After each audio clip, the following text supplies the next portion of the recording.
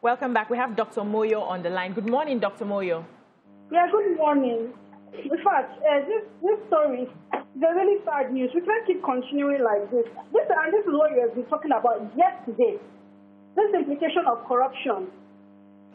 This is exactly what we are seeing in our very eyes. This is not a question of he's from my church, he's from my mosque, he's Yoruba, he's Igbo. Now, the victims have now lost their lives. They are gone.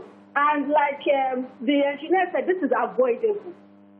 Everything, if we keep continuing like this, it will keep getting worse. So why don't we leave this rubbish in the board now? It has cost lives, it has cost families, it has cost economy. The people that have gone are gone. So please, I don't know. Good morning. Good morning, Dr. Moyo. Thank you so much. I personally believe that this fight is our fight. Of course. And if we don't do something about this fight, we will keep having this, and we pray that it doesn't come near our dwelling. You know, it's easier when it happens to somebody else or somebody that is related to you than when it comes very close to you. Yeah. Why don't we as Nigerians, so for instance, you are a contractor and you're the sort of person that gets directly from the government, and then some officials are asking you for bribe. Why don't we start by calling out those officials that ask us for bribe? Why do we keep quiet? Because we want to come back next year and do the same contract. That's the problem. You know, when you want to get a job from government, for instance, there are a lot of red tape. Yeah. You understand?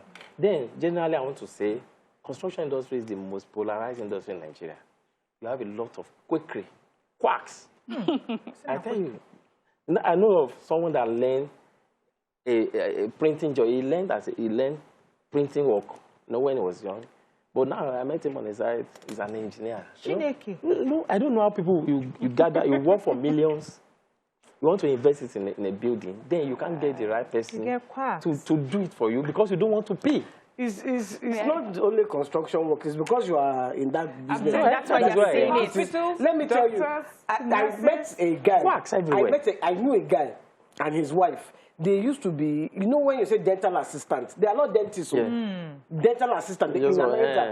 They brought equipment back to Nigeria and became dentists. So that's the problem. Let's quickly take this call from Yinka. Yinka from the UK. Good morning. Thank you. Good morning. This is very sad and very pathetic. I'll say that again. Let me say my condolences to all families that are involved. But let me put a very good information on your table. The man that represented the engineers there, I want to ask him a very vital question. What was their organization doing looking at that building when it was on the 4th floor, 2nd floor, 3rd floor to that level? What action did you take with the government? Saying it will not be. 2, look at the entrance to that building. Is that fair enough?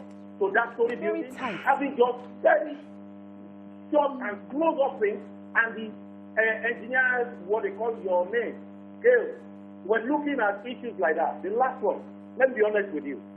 You know when you have that entity like that, even the road, the main road, by the time you are taking every truck, like payloader or grader, by the time they are taking the ground, it will crumble such a building. It is human error. Forget about corruption. Money has been lost, life has been lost. But the fact remains, engineering girls, what were you doing in a sounding like this where it's full of water, Ikoyi, and they do German floor? In this country, when you want to build a building like this, you will need to put the first 3 floors under the soil so that they will stand not on the surface of the ground. This is unfair. It's only in Nigeria that every method or technical issues are not working. I don't know why. I just don't know why. Thank you. It's very pathetic. Thank you, Yinka. Thank you.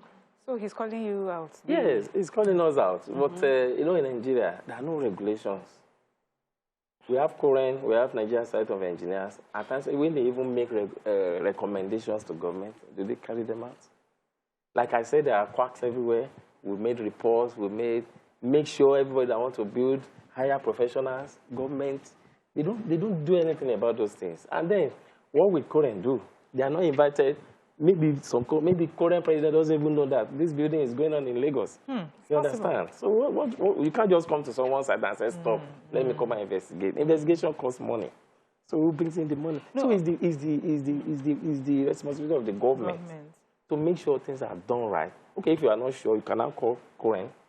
You can now call NSC. When Governor Fashola was in governor, there was some contract he issued out to some politicians. But he made sure the Nigerian Society of Engineers supervise them. They issue certificates before they get paid. You know, those are the things. So it's just somebody doing due diligence. That's all we need. Yeah. He doesn't want to collect the job from the politicians so that he doesn't have issues with them. But you make sure the job are well done. You know, it's important. It's important government start on its own and regulate this industry. You know, it seems like that's why we continue to have this kind of you tie a road that's supposed to be for 20 years. And in 2 years. It will not even last 2 years. One year. See the cement. Because they will be using water and tap. Okay, so I understand what you're saying about government, but sometimes is it that we're giving excuses and passing the buck?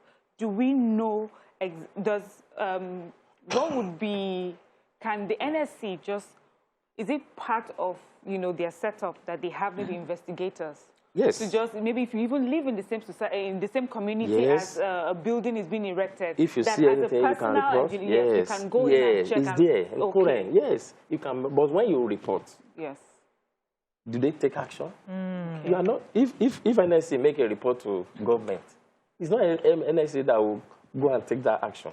It's the government. Yes. We don't have security. We don't have police. It's the government that will take action. But when they now get there, whatever happens, we don't know. Okay, so recently they're talking of the government. So that is why we don't even know who are the engineers. There are a lot of people that I would call engineers that they don't even study engineering. You understand? So that's why government has to be on the toes to ensure the industry is monitored, ensure people that are competent handle those projects. Let's quickly take this call. Theophilus from Makurdi, and I'll come to YK. Good morning, Theophilus. Okay. YK, you wanted to say something? No, even masons, they will call engineers. Yes, carpenters. You were giving us the story of the dentist. Please, have they caught the person? Caught, okay. I think the person has packed back to America when he had destroyed how many people's mouths. So we have recently we even took it today, the Abuja, the clinic for the presidency. The presidency. Oh, yes. Yes. And they mentioned that Julius Berger would be erecting and building, will be handling that building. Yes. And for me, it's like government saying that these are the people we can trust to maintain standards. Even though we have Nigerians who are good architects, you will see that even Julius Berger, they make use of Nigerians. Good. So we have all those people who are good. But do we have the experience of building 21-story buildings? Do we have engineers that have that experience? Do we have them for building like stadia like across the world? We see these massive buildings that they are really called skyscrapers. Yes. Would we say in Nigeria we have those caliber of engineers and people involved in building? There are, there are mental capacity, there are technical capacity. Then there are, in terms of equipment and all sorts, you understand? So someone that wants to build a 21-story building, at least you have to, you get a yard. Where are your equipment? Where are the cranes? You can't just want to build a 21-story building with wheelbarrow and headpans and all sorts. So it's not only about technical capacity. Experience is very important. Yes. Someone that has not built a 5-story building, you can't just hand him over to 21-story building without maybe a backup. Like a collaboration with an You understand? Now, as a person, you can get a 21-story building as a contract, but make sure you have a collaboration with people that have technical capacity in terms of equipment. But do engineers collaborate? Do they work together? It's very important. I'm a civil engineer. Okay. I don't test soil. If I get a job from a client, I know the first thing to do is to test the soil. I will contact the professional technical person in charge of that thing to do it, give me the result, and hand it over. That's not the sort of collaboration I mean. So collaboration is in the sense that we have a job to do. So somebody comes to you and you say, my capacities can only take me to this level, but I want to work with this company and this company. Oh, yes. And they bring you together and you do that Yes, job. it's possible. We do it. Like this Tomiland Bridge, you see, the Julius built it, we all know.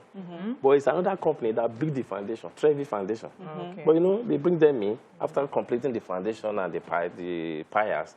Then the Julius will do the road way. You understand? So it happens, even in smaller projects too. Yes. I don't know this thing well, let me call someone, you know. We like to take on things that we cannot do in this part of the world. You know everything. You want that to is do, why I say the government agency. I'm not passing all the bucks on government. Yes. But they have the capacity to monitor, to ensure things are well done. Yes. That's Is the engineer on this side competent? They will know. Let us see his record. Let's see what he has done. You understand? This person cannot handle this job. Get someone else. You know. I was going to ask, you see, because there are a lot of developers now in Nigeria. A lot. This particular one, I watched an interview where he was on TVC where he was saying he had done in Dubai. Yeah, he had done South Africa. Yes, I saw it too. In London. Now, I know that there's no way. You can't cut corner in those places. He cannot. He will not have been able to. You can't cut corner. In that place, the government cannot give you approval for 15 floor buildings. You put and then you can't even build 1/4 of 16th on it. Yeah. It's not possible. But here, you know, we know how we are. The corruption is the problem of this Nigeria, and if you don't sort it, because we keep saying the developer is just to make money. His own is to make money. They are to make money, but it's because they have the free. Yes, integrity is the most important. Put the life of the people that want to build, that want to live in that house. No, the #1 priority. But when they know in Nigeria they can do anything, still not government people. When they come, don't worry, we'll sort. Because I've been on site, they will come, they will seal it. I've been on site in this Lagos. They seal the site because they said, okay, this is what you are supposed to build. You have defaulted in this area. Yeah. Okay. The owner, developer went to them. They won't seal. They will even call you, remove this thing. Yokuro. Because you understand. They are not coming back to check if you are now conforming with what they ask you to do. They've moved on. You know, but you know. And sometimes I've seen sealed projects with work still going on. The sign that you're sealed is there, and work is still going on. Is it supposed to be so? No, they're not supposed to be working on the sealed site. But you know, they know when they have already settled them, and nothing. All right, let's take this call. Mike from Wales. Good morning, Mike. We've lost him. So I think it's becoming like a sad song. Sing song, sing song. Every day we sing corruption, we sing greed. Yes. We sing. What do you think we can do as ordinary Nigerians? So we like to bring it back to what we can do in our own little corner to ensure that we are not, you're not taking a name that is not your name. You're not a quack. So let me give you an example. I remember when I started my, talking about relationships, I used to call myself a love expert. Okay, good morning. Good morning, Mike. Can you hear me? Hello? You're live, sir. Go ahead. All right. Yeah, thank you. Like the engineer said, he said, like in the UK, that they won't give you approval for 15 floors and then you'll be adding 1 floor. Even just to extend your backyard by just 1 inch, you need to go and get an approval. Yes. Because if you try to extend it without that approval, you'll be in trouble. True. Our problem is that we cut corners everywhere. There is a road between Songo and Ijoko. That road is in a place they call Plaza. They constructed that road. We all saw the road like this. It rained overnight. And by the time we get there the next morning, there is no road. I'm not joking. This is not a joke. Go to Plaza today and ask somebody. The road is just opposite that Plaza junction. And disappear after rainfall. We are killing ourselves with this corruption. And the earlier we start to punish people, the earlier that there's consequence for people's action, the better for us. Because a mistake of an engineer can cause a life of. Thank you so much, Mike. Yeah, let's take another call. Perpetua from Agor Palace. Good morning, Perpetua. Yeah, hello. Hi, good morning. Can you hear me? Yes, I can. Okay, thank you. Very well. Your guest has actually spoken so very well. Yeah, that's number 2. That's number 1. Number 2, I would actually like to say one thing. I think the conversation we should be having right now is consequences, immediate consequences. Yes. Because our justice system takes a very long time to deal with people who circumvent contracts. Now you do these things at the detriment of people's lives. Now, I mean, look at where we are today. Ikoyi has been known as an high-growth area. So how can someone use substandard stuff to build? Come on now, come on. What are we doing? So I think what we should be discussing right now is immediate consequences. Yes. Thank you so much, Perpetua. When you do those things, you just kill them. Yeah, thank you. So, I was quickly saying that I used to call myself a love expert. Yes, sir. Then I now read what it takes to be an expert. And I was like, Auntie, don't take a name that is not your name. And I dropped the name and I went back to school and I did my life coaching. So how do you think Nigerians can begin to try as much as possible to be qualified for what they want to do? How do we get to that point? And where do we move from here? Well, why people practice what they don't know, why they do what they are not qualified, is because they see people that patronize them. Oh, yes. Because I can't imagine myself having like 500 million, I want to invest in a building. Then I engage a quack. You can't take 2% or 3% of that to make sure the thing is well done, that your money is protected. Do you understand? Some people want to build a house, give to a bricklayer. He has been building for 10 years. He has been doing this. Or a draftsman. There are different scenarios of environment. And then you can't say because he has done this, so it's the same thing that you did in Ikoyi, you want to do it in Lekki. Or something that you did in maybe somewhere in the north of Ekiti. You want to do it in Ikoyi. It doesn't, you can't work like that. So that is why, if you don't patronize them, nobody will come out to say, you'll be out of business. Yes. But it is because there is no regulation. Yes. If they get you on site, okay, you are an engineer. What are your qualifications? Where have you worked? What have you done? And you can, they take you in. Tomorrow you won't come out to say you're an engineer. Others that are doing it, they will withdraw. You understand? But government don't care. They even give jobs to traders. They don't know who You're right. Because if we find police officers wearing fake police officers wearing the uniform, they are arrested. When we find fake doctors, they are arrested. But I don't think when it comes to real estate, really, because many people have constantly asked for the regulation. Those ones who are saying, if a doctor makes a mistake, you maybe kill one person. Now, an engineer makes a mistake, you kill hundreds. So that is why that industry is very, very important to be monitored. A lot of people go down. Look at those people, 40-something or so, under that building. A doctor will just kill someone and come out of the clinic, sorry, we lost him. We don't even know if it's his mistake or something, we've lost him. But now, this one, everybody will see. Some doctors, is their work, you understand? Everybody will see. Everybody will see. There are some like that. People are dead. You know me, my sister was a victim of incompetent doctors. So the industry has to be monitored. And I want to advise individuals to try, pay professionals, let them do the job. So that you sleep with your 2 eyes closed. You don't need to be building, I'm not even sure, Let's take your final thoughts. What do you think, YK? What should we do now? Where should we go from here? I think that there should be stricter rules, stricter laws for these buildings. The people who approve this building, number one, all of them, we should see the punishments. People should get punished. We should see that punishment.